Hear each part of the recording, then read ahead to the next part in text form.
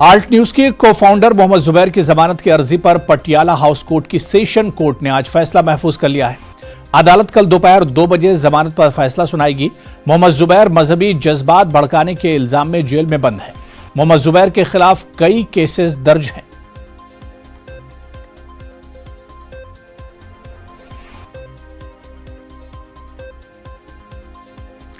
कांग्रेस के senior leader Tariq Anwar ने यकसा civil code के मुद्दे पर कहा कि एक संजीदा मामला है, इस पर हुकूमत को इत्तेफाक राय पैदा करने की जरूरत है।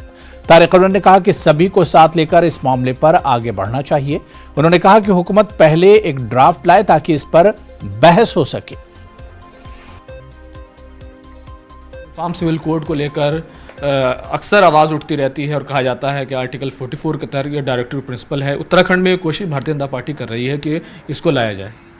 देखिए, यूनिफॉर्म सिविल कोड जो है ये बहुत ही जो कहा जाए नाजुक इशू है, बहुत है, और इस पर भी कंसेंसस की ज़रूरत है। और अगर ये इतना आसान होता तो जिन लोगों ने हमारा संविधान बनाया वो उसी समय कॉमन सिविल कोड लागू कर दिया होता, लेकिन उस संविधान सभा ने भी कहा कि इस पर चर्चा होनी चाहिए, बहस होनी चाहिए, लोगों को तैयार करना होगा। क्योंकि हमारा देश एक ऐसा देश है जहाँ कोई ऐसा धर्म नहीं है जिसके मानने वाले नहीं हैं। सैकड़ों आस्था के मानने वाले लोग हैं। हर समुदाय के अलग अलग विश्वास है, उनकी आस्था है। तो उन सबको आपको समेटना होगा, सबों को लेना पड़ेगा और तभी जाकर ये होगा।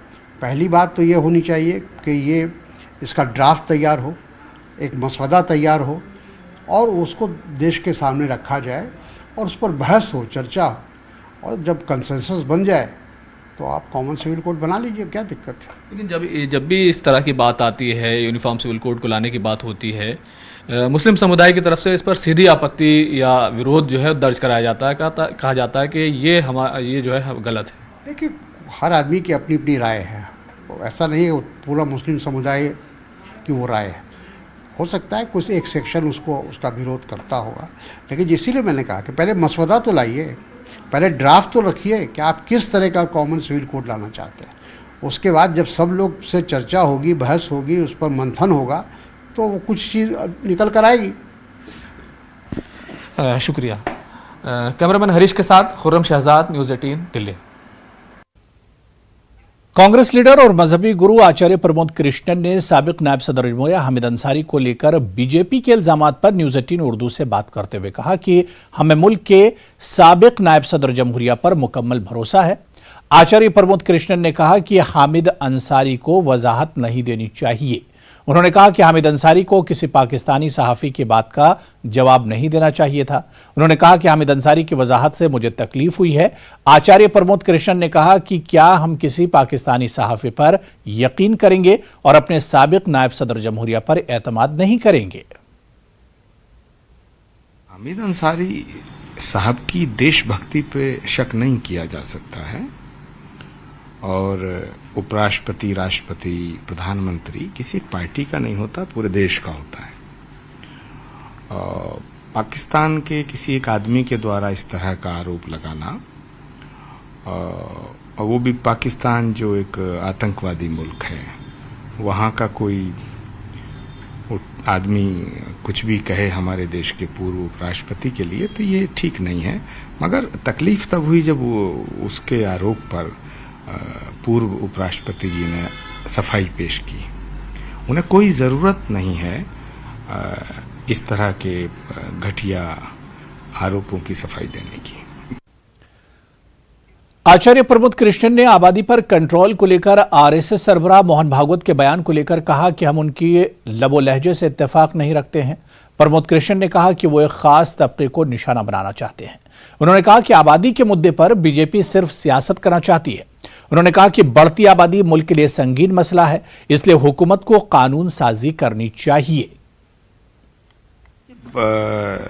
बढ़ती हुई आबादी इस देश की एक बहुत बड़ी समस्या है और सिर्फ इस देश की नहीं, पूरी दुनिया की एक समस्या है।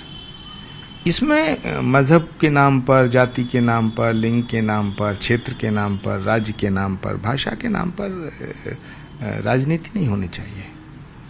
देश, आखिर आप बताइए ना कि सड़कों की जो भीड़ है, हवाई अड्डों की भीड़ देखिएगा, धरती पे भीड़, आसमान में भीड़, समंदर में भीड़, रेल में भीड़, बस में भीड़, कितनी सड़कें और चौड़ी की जाएंगी, कितने फ्लाईओवर्स बनाएंगे आप? उनकी एक लिमिट है। तो पॉपुलेशन कंट्रोल करना ये देश की सरकार की जिम्मेदारी है। हमारे पास जमीन सीमित है, संसाधन सीमित है, तो मुझे ऐसा लगता है कि निष्पक्ष रूप से पूरे देश में पॉपुलेशन कंट्रोल बिल का स्वागत किया जाना चाहिए और इसमें हिंदू मुसलमान का कोई सवाल नहीं है। आज से 40 साल पहले, 35-40 साल पहले इंदिरा गांधी जी ने तो इसको कितनी बड़ी दूरदर्शिता थी उनकी कि उन्होंने हम दो हमारे दो का नारा, ये बीजेपी की पॉलिसी थोड़ी है, ये तो इंदिरा गांधी और संजय गांधी जी की पॉलिसी थी। दिल्ली में बिजली की कीमतों को लेकर एक मरतबा फिर से सियासत तेज हो गई। गुज़िश्ता दिनों 2 से 6% तक बिजली टैरिफ में इजाफे का ऑर्डर आया था। अब इसकी मुखालिफत में अपोजिशन ने मोर्चा खोल दिया है। दिल्ली हुकूमत के साबिक वजीर और कांग्रेस लीडर हारून यूसुफ ने बिजली की शरह में इजाफे पर केजरीवाल हुकूमत पर निशाना साधा। बिजली के दामों में बढ़ोतरी की गई 2 से 6%, लेकिन उस पर सियासत तेज हो गई है। आज कांग्रेस ने भी इस पर प्रेस कॉन्फ्रेंस की है। हमारे साथ मौजूद हैं दिल्ली सरकार में मंत्री रह चुके हैं हारून यूसुफ साहब। हारून भाई, पहले ये बात होती थी कि बिजली कंपनियों का ऑडिट किया जाए, 7 साल बाद आप लोग ये मांग कर रहे हैं। इसलिए मांग करनी पड़ रही जिस तरीके से दिल्ली के लोगों को लूटा जा रहा है, जिस तरीके से फिक्स चार्जेस के नाम पे जो 20 रुपए किलोवाट होता था आज 125 रुपए लिए जा रहे हैं। अगर मेरे घर में 10 किलोवाट का मीटर है तो मुझे 2000 देने पड़ रहे हैं, कांग्रेस के टाइम में केवल 200 रुपए देने पड़ते थे। आज जिस तरीके से पेंशन ट्रस्ट, जिसकी जिम्मेदारी टोटल डिस्कॉम्स की है, बिजली कंपनियों की है, सरकार ने उनको इजाजत दे दी कि आप दिल्ली की जनता को और लूटो। पहले तो वो 1.5% लेते थे, अब वो बढ़ा के उसको उन्होंने 7% कर दिया। इसी तरीके से fuel surcharge, power purchase agreement surcharge, power purchase agreement की क्यों दरें बढ़ रही हैं, क्या कारण है? क्योंकि आप जो है दादरी के 500 मेगावाट वापस कर देते हो जो हमें बहुत सस्ते दामों में मिलते, और उसके बाद आप जो लोग स्पॉट बाइंग करते हैं बिजली की, और स्पॉट बाइंग में क्या होता है पूरी हिंदुस्तान जानता है। आप सरकार की आलोचना कर रहे हैं, लेकिन अगर देखें तो ये जो दाम बढ़ाए जा रहे हैं, ये तो बिजली कंपनी के जरिए से बढ़ाए जा रहे हैं। कौन तय करता है? अरविंद केजरीवाल क्यों ढोंग करते हैं कि मैं बिजली के रेट नहीं बढ़ने दिए? ये बैकडोर से जो एंट्री है ना पैसे बढ़ाने की, इतना बेवकूफ ना समझें वो दिल्ली के लोगों को। अच्छी तरीके से उनकी मक्कारियां लोगों को समझ में आ रही है। तो सीधे तौर पर बिजली के मामले को लेकर कांग्रेस ने मोर्चा खोल दिया है। कैमरामैन हरीश के साथ खुर्रम शहजाद, न्यूज़ 18 दिल्ली। हाजियों की खिदमत के लिए हज कमेटियों के जरिए खादिमुल हुज्जाज को रवाना तो किया गया, लेकिन हज के अय्याम में खादिमुल हुज्जाज की नाकिस कारकर्दगी से हुज्जाज कराम को सख्त मुश्किलात का सामना करना पड़ा। खादिमुल हुज्जाज की नाकिस कारकर्दगी से नाराज हुज्जाज कराम और समाजी तंजीमों ने अब हुकूमत हिंद से खादिमुल हुज्जाज से रकम की वापसी के साथ उनके खिलाफ कार्रवाई का मुतालबा शुरू कर दिया है। यह खास रिपोर्ट देखिए।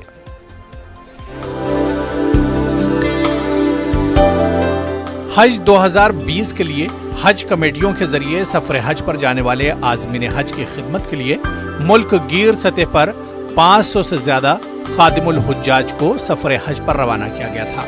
खादिमुल हुज्जाज के लिए हज कमेटी के जरिए करीब 20 करोड़ रुपए भी सर्फ किया गया, लेकिन नतीजा हज के अय्याम में सिफर ही रहा। खादिमुल हुज्जाज आज़मीन हज की खिदमत के बजाय अपना हज करते नजर आए और जिस काम के लिए हज कमेटियों के जरिए इन्हें हिंदुस्तान से रवाना किया गया था वो वहां पर नहीं हो पाए, जिसके नतीजे में अय्याम हज में हिंदुस्तान के हुज्जाज को सख्त मुश्किलात का सामना करना पड़ा। हाजियों के साथ मध्य प्रदेश की समाजी तंजीमें भी खादिमुल हुज्जाज की नाकिस कारकर्दगी से सख्त नाराज हैं। मेन काम रहा यहाँ पे बिल्ले बांटने, कार्ड बांटने के अलावा और कुछ खास नज़र नहीं आया है, और बसों में का मिसमैनेजमेंट भी बहुत ज़्यादा नज़र आया। जैसा कि मैं अपने के साथ जो वाक़या हुआ वो आपको बता दूँ कि मुझे मीना जाने में यहाँ पे छोड़ के चले गए और मुझे मजबूरन जो है कि यहाँ से पैदल जाना पड़ा। जो हिंदुस्तान से खादिमुल हुज्जाज गए थे उन्होंने लोगों को गुमराह करा, बेचारे पैदल गए मीना, मक्का से मीना पैदल जाना पड़ा।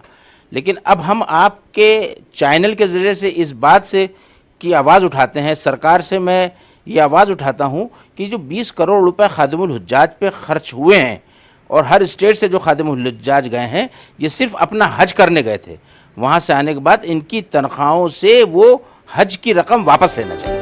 यहाँ ये बात भी काबिल जिक्र है कि हज 2020 के शुरू होने से कबल ही न्यूज 18 उर्दू ने खादिमुल हुज्जाज के सिलेक्शन और इसमें की गई अकरबा परवरी को लेकर तफसीली रिपोर्ट दिखाई थी।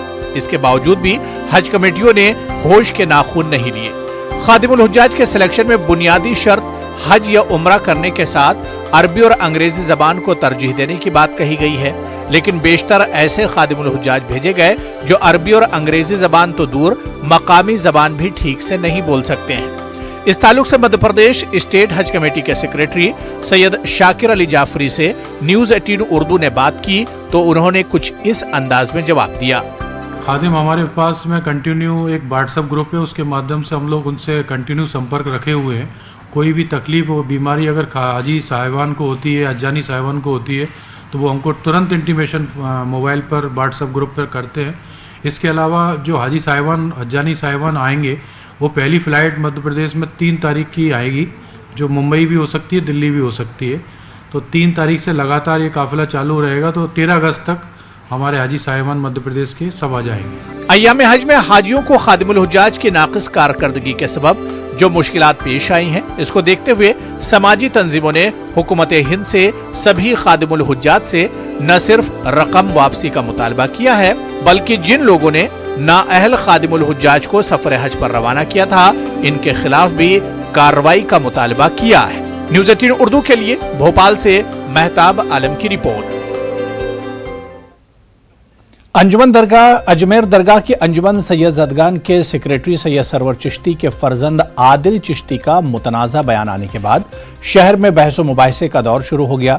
पुलिस ने हरकत में आते हुए इस वीडियो की जांच पड़ताल शुरू कर दी। इसके बाद आदिल चिश्ती ने माफी मांग ली। कुछ दिनों कबल आदिल चिश्ती ने हिंदू देवी देवताओं को लेकर काबिल एतराज तबसरे किए थे। नमस्कार, सत श्री अकाल, सलामती का पैगाम तमाम आलम इंसानियत को। मैं आदिल चिश्ती आज ये वीडियो 13 जुलाई 2022 को बना रहा हूँ। जो मैंने वीडियो 23 जून को 2022 को नुपुर शर्मा के इल्मी रद में बनाई थी, जो उन्होंने सवाल और जो उन्होंने एतराज उठाए थे उसको मैंने रीबटल किया था और उसका लॉजिक इंटरप्रिटेशन दिया था। तो मीडिया में आज वो चेरी पिकिंग करके वो वीडियो काट काट के चलाई जा रही है। सबसे पहले तो मैं ये बता दूं कि मेरा किसी भी रिलीजन, खास तौर पे हिंदुइज्म को टारगेट करने का या मॉक करने की कोई नियत नहीं थी। मैंने आज तक किसी भी रिलीजन को मॉक नहीं किया है। फिर भी अगर किसी के सेंटिमेंट्स हर्ट हुए हैं, मेरे हिंदू भाइयों के सेंटिमेंट्स हर्ट हुए हैं, तो मैं उनसे माफी मांगता हूं। दूसरी बात ये कि कुरान में सूरह अनाम में चैप्टर 6 वर्स 108 में साफ लिखा हुआ है कि तुम जो लोग अल्लाह के सिवा दूसरों की इबादत करते हैं उनको बुरा मत कहो। मौलाना आजाद नेशनल उर्दू यूनिवर्सिटी के तरबियत और तैनाती सेल ने यूथ फॉर जॉब फाउंडेशन के इश्तराक से जॉब मेले का एहतमाम किया। 21 जुलाई को सुबह 10 बजे ता शाम 5 बजे तक मानू कैंपस के स्पोर्ट्स कॉम्प्लेक्स में जिस्मानी माजूरीन के लिए जॉब मेले का एहतमाम किया गया है।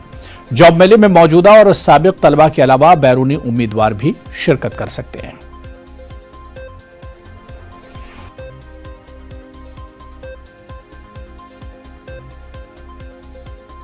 मौलाना आज़ाद नेशनल उर्दू यूनिवर्सिटी की एक और ख़ासियत रही है, वो रही है इक्विटेबल और इंक्लूसिव अप्रोच की। यहाँ पर हमेशा, चाहे वो क्लासरूम हो या क्लासरूम के बाहर हो, बात इसी की हुई है कि हम किस कदर जो एबल्ड हैं और जो डिसेबल्ड हैं उनके बीच की दूरी मिटा सकते हैं। जो गर्ल्स हैं, जो बॉयज़ हैं, उनमें कोई तफरीक हम नहीं करते। और इसी तरह हमने वो खाई भी भरने की कोशिश की है जहां कहीं कोई रिच और कोई पुअर नजर आए।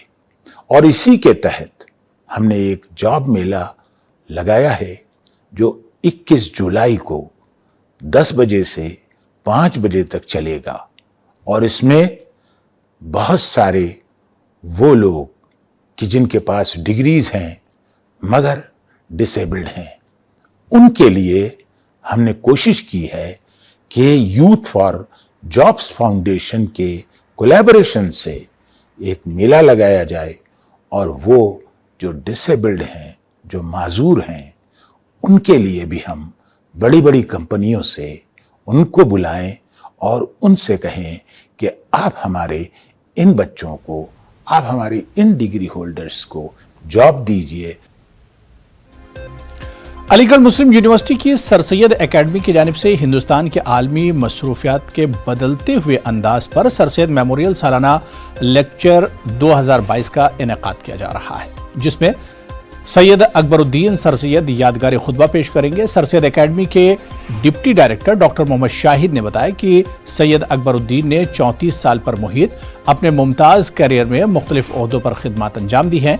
इनकी आमद सभी के लिए बाइस मसरत है। सर सैयद एकेडमी हर साल सर सैयद मेमोरियल लेक्चर का इनेकाद करती है। इस बार का जो मेमोरियल लेक्चर है जो 16 जुलाई 2022 को JNMC ऑडिटोरियम में होने जा रहा है, वो सैयद अकबरुद्दीन साहब जो इंडिया के परमानेंट रिप्रेजेंटेटिव यूनाइटेड नेशंस में रह चुके हैं और एक्सटर्नल अफेयर्स मिनिस्ट्री में स्पोक्स पर्सन रह चुके हैं। इसके अलावा सऊदी अरेबिया में 8 साल तक काउंसल जनरल रहे की पोस्ट पर फायज रहे और बहुत ही फॉरेन सर्विसेज में इनको वेस्ट एशिया का एक्सपर्ट माना जाता है। तो वो एक टॉपिक पर बोलने जा रहे हैं जिसका उन्वान ये है, changing contours of India's global engagements. Urdu Markaz New York के ज़ेर एहतमाम शाये होने वाले उर्दू के पहले बैनुल-अक़वामी जरीदे विरसे का अलीगढ़ मुस्लिम यूनिवर्सिटी शुबे उर्दू के मारूफ उस्ताद प्रोफेसर ज़ियाउर रहमान को निगरां मुकर्रर किया गया है। प्रोफेसर ज़ियाउर रहमान ने इस अहम जिम्मेदारी के मिलने पर मीडिया से बात करते हुए कहा कि हमारी कोशिश होगी कि इसमें नए और पुराने चिरागों की अदबी खिदमात का एतराफ़ किया जाए। उन्होंने कहा कि सहमाही इस जरीदे में ऐसे उन्वानात पर काम किया जाएगा जो वक्त का अहम तकाजा होंगे। प्रोफेसर ज़ियाउर रहमान का शुमार मुल्क के मुमताज़ नक्कादों में किया जाता है। इसकी देखिए, वर्षा एक इंटरनेशनल जर्नल है। इसकी चूँकि उर्दू में उमूमन इंटरनेशनल जर्नल्स की बहुत कमी है और ये न्यूयॉर्क से निकलना शुरू हुआ है। उर्दू मरकज़ के तहत इसका इजरा अमल में आया है। खासियत ये है कि इसमें नए और पुराने दोनों तरह की नए पुराने चिरागों की अदबी खिदमात का एतराफ़ और एहतसाब किया जाता है। पुराने जो लोग हैं, हमारे सीनियर स्कॉलर्स हैं, उनकी तहक़ीक़ात, उनकी अदबी काविशें, उनकी तसनीफ़, उनकी खिदमात का एतराफ़ बड़े ताज़ीम के साथ और बड़ी इज़्ज़त के साथ उन्हें जगह दी जाती है। आसाम के सैलाब मुतासरीन की मदद के लिए बेंगलुरु से डॉक्टरों की टीम आसाम रवाना हो रही। बेंगलुरु की हाजी सर इस्माइल सेठ मस्जिद से दवाओं की खेप आज आसाम के लिए रवाना की गई। पीर के दिन डॉक्टर मोहम्मद हुसैन शरीफ की क़यादत में 6 डॉक्टरों पर मुश्तमिल टीम आसाम पहुंचकर अपनी खिदमात अंजाम देगी। डॉक्टर्स इंडिया चैरिटेबल ट्रस्ट और ह्यूमैनिटी इज रिलीजन नामी तंजीम ने मिलकर आसाम के सैलाब मुतासरीन को तिब्बी मदद पहुंचाने का बीड़ा उठाया है। इंडिया चैरिटेबल ट्रस्ट और ह्यूमैनिटीज़ रिलीजन आसाम फ्लड जो बराक वैली में जो तबाही मचाए हुए है कुदरत के तौर पर, नेचुरल डिजास्टरमेंट जिसको कहते हैं, उसके रिलीफ के लिए हम लोग जा रहे हैं। अभी मेडिसिन, यूनानी मेडिसिन लेकर जा रहे हैं और काफ़ी सारा रिलीफ का सामान, तकरीबन 5 लाख का सामान लेकर हम यहाँ से जा रहे हैं। अभी आपने देखा होगा फर्स्ट कंसाइनमेंट अभी यहाँ से जाएगा। इससे पहले हमारी एक टीम ऑलरेडी आसाम में काम कर रही है, वो फूड डिस्ट्रीब्यूशन का काम कर रही है और हम लोग 2 डिस्ट्रिक्ट्स कवर करेंगे। एक तो सिलचार है अभी हमारे टेबल में और दूसरा होगा होजाई और 2 भी अफेक्टेड पार्ट है, वहाँ पे हम जाएंगे और मेडिकल कैंप्स करेंगे और उसी के साथ साथ एसेंशियल किट्स भी हम डिस्ट्रीब्यूट करेंगे, जिसमें सैनिटरी नैपकिन होगा, बच्चों का डायपर होगा और बच्चों के खाने की चीज़ें होंगी और मस्कीटो रिपेलेंट क्रीम होगा और जिसमें नेट होगा, मस्कीटो नेट होगा और चटाई चादर होगी और खाने की ज़रूरत की चीज़ें होगी, पानी का कैन होगा 5 लीटर का, जिसको लोग इंस्टेंटली यूज़ कर सकते, क्योंकि बाढ़ आने के बाद में वहाँ पर पानी ख़राब होने की वजह से पानी भी तबाह हो गया, तो पानी यूज़ नहीं कर सकते। तो हम बिस्लरी का पानी का कैन भी देंगे, उसके साथ में 1 हफ्ते का सामान भी हम दे देंगे। जो भी लोग फ्लड में अफेक्टेड हो उनके लिए आप सब लोग हमारा साथ दीजिए। हम 2011 से biggest initiative which have been taken for Assam flood, and they are like thanks for all individual donors who has been supporting, and we as a team are going to take a journey on 18th to just go and support wherever there is a need in Assam, and we have taken a lot of kits, medical kits and a lot of stuff to go and help there. मुल्क के तमाम शहरियों के लिए आधार card को लाजमी करार दिया गया है, लेकिन बच्चों के लिए आधार कार्ड बनाने के मामले में यूपी हुकूमत काफी पीछे रह गई है। 0 से लेकर 14 बरस की उम्र के बच्चों के लिए अभी तक सिर्फ 20% ही आधार कार्ड बन पाए हैं। आधार कार्ड दस्तयाब न होने की वजह से जहां एक तरफ बच्चों को तालीमी दाखिले और सरकारी मंसूबों से फायदा उठाने में दिक्कत पेश आ रही है, वहीं दूसरी जानिब जिला सतह पर बच्चों के मुकम्मल आदादोशुमार मौजूद नहीं है। इन हालात से निपटने के लिए महकमा डाक ने बच्चों को आधार कार्ड फराहम करने के लिए खुसूसी काउंटर खोले हैं। इलाहाबाद मंडल से मुंसलिक फतेहपुर, कौशाम्बी और प्रतापगढ़ के डाकखानों में ये सहूलियात फौरी तौर से शुरू कर दी गई हैं। तक के बच्चों का अगर हम करें तो उसमें परसेंटेज हमारी बहुत कम है, करीब 20% के आसपास ही बच्चों के कार्ड बने हैं, आधार कार्ड बने हैं। लगभग 16 लाख की हमारी टारगेटेड पॉपुलेशन हमें लगती है कि उतनी है, उसमें से हमारे जो संख्या है वो करीब 3-3.25 लाख के आसपास है, तो एक बहुत बड़ा गैप वहाँ पे है। तो उसके लिए और दूसरा जो मैंने जो गैप है वो 6 से 14 जो हमारे बच्चे स्कूल जाते हैं उनका भी है, उसमें भी लगभग 1 से 1.25 लाख का गैप हमें निकल के आया है। जो भी हम वर्तमान में आधार का वेरिफिकेशन करवा रहे हैं सारे बच्चों का, तो उसमें जो निकल के आया है प्रेरणा पोर्टल पे वो ये है कि जिन बच्चों के आधार कार्ड नहीं बने हैं उनकी संख्या करीब 1 से 1.25 लाख है। तो यह देखा जा रहा था कि इस गैप को हम कैसे पूरा करें, कोई अत्यंत ही आवश्यक है कि इन कैटेगरी के जो हमारे बच्चे हैं उनके भी आधार कार्ड बने।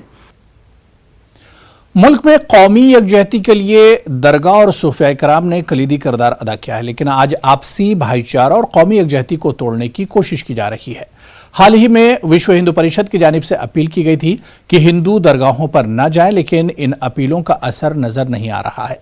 अलीगढ़ की 750 साल कदीम दरगाह बाबा बरछी बहादुर पर आज भी बिला तफरीक मजहब व मिलत सभी तबकात से वाबस्ता अफराद अकीदत व एहतराम के साथ हाजिरी दे रहे हैं। आए हुए हैं, हमारी मान्यता यह है कि हम घर में रोजी रोजगार चाहते हैं, हमारे रोजी रोजगार में बरकत हो और सबके लिए दुआ करते हैं, पूरे संसार के लिए दुआ करते हैं। हिंदू मुस्लिम एकता की कैसी मिसाल देख रहे हो? हिंदू मुस्लिम एकता की तो आप देख सकते हैं कि मैं एक हिंदू हूँ और मैं यहाँ दरगाह पर आया हुआ हूँ, तो आप अच्छी तरीके से देख सकते हो। और जितने भी व्यूअर्स हैं मैं सबको यही बताना चाहता हूँ कि हिंदू एकता एक अलीगढ़ में जो है तो गंगा जमुना तहजीब है, तो उसको बनाए रखें। 750 साल का इतिहास है इसका, और एक अलीगढ़ पर्चे के नाम से किताब है जो जय प्रकाश अग्रवाल साहब ने लिखी है सन 1960 में, और एक अंग्रेज़ ने लिखी है इसको सन 1970 में। तो ये मतलब 750 साल पुराना इतिहास है, और यह सबसे बड़ा मतलब जो है कि हिंदू मुस्लिम सिख ईसाई सबका एक यहाँ भाईचारा और एक मोहब्बत और एक प्यार यहाँ नज़र आता है। और बृहस्पति के दिन ख़ास तौर से दोनों समुदाय के लोग जब यहाँ गले लग कर के जा कर के बाबा पर मन्नत मांगते हैं, वो फीज़ व बरक़ात हासिल करके यहाँ से एक तबके की तरफ से ये अपील की गई है कि हिंदू मज़हब के लोग दरगाहों पर न जाएं, उसका क्या असर है? नहीं, कोई असर नहीं है यहाँ कोई असर नहीं है। जो बाबा को मानने वाले हैं वो हमेशा यहाँ आए हैं, आते रहे हैं, आते रहेंगे। तो चलिए इस बुलेटिन में अभी फिलहाल इतना ही। आदाब।